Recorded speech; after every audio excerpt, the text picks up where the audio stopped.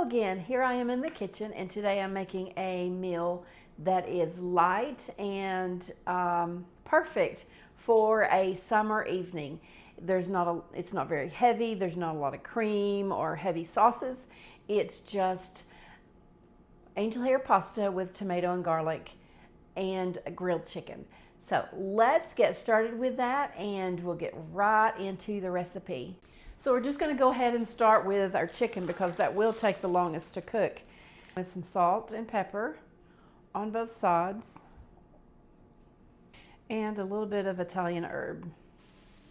I have my water on to boil and we're going to season with salt generously. So now I have a fresh cutting board and about 2 pounds of Roma tomatoes, and I want them in kind of small pieces. This is a really fast meal.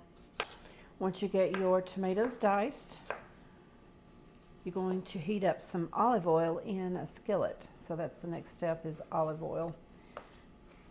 And then we're going to saute these tomatoes just shortly. But first we're going to get the garlic in there. And you want a generous amount of garlic. So I have about 4 to 5 roasted cloves of garlic that now keep in mind that roasted garlic has a milder flavor, so you might want to use a little more than you would typically, but I love the sweetness that a roasted garlic has. It's just delicious. Into the skillet with some olive oil, about a tablespoon. My olive oil has heated for just a minute. I'm going to go ahead and add the garlic and get that going. You could use fresh garlic if you wanted. It will have a stronger flavor. Smells so good. You don't want your garlic to brown. You just want it to lightly cook there. And now we're ready for the tomatoes. You're going to let that cook until your pasta's ready. Let's salt these.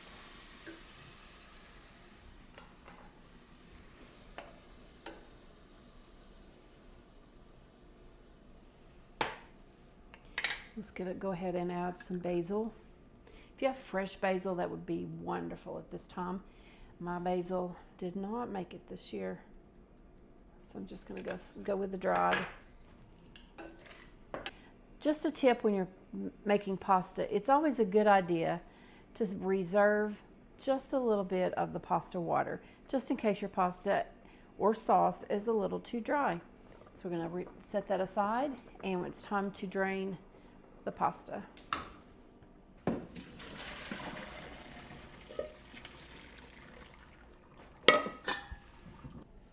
To the tomatoes and garlic, I'm going to go ahead and just add the pasta into the skillet.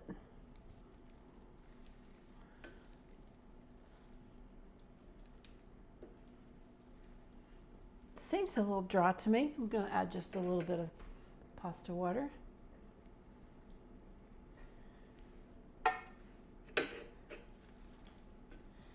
And we're just about ready to serve. I'm going to give it a little taste to see if it needs any more salt or olive oil. I'm going to add just a little bit of more olive oil into the pasta and a little bit more salt and a touch more of the dried basil. And like I said, fresh basil would be much better. Okay, we're ready to plate up.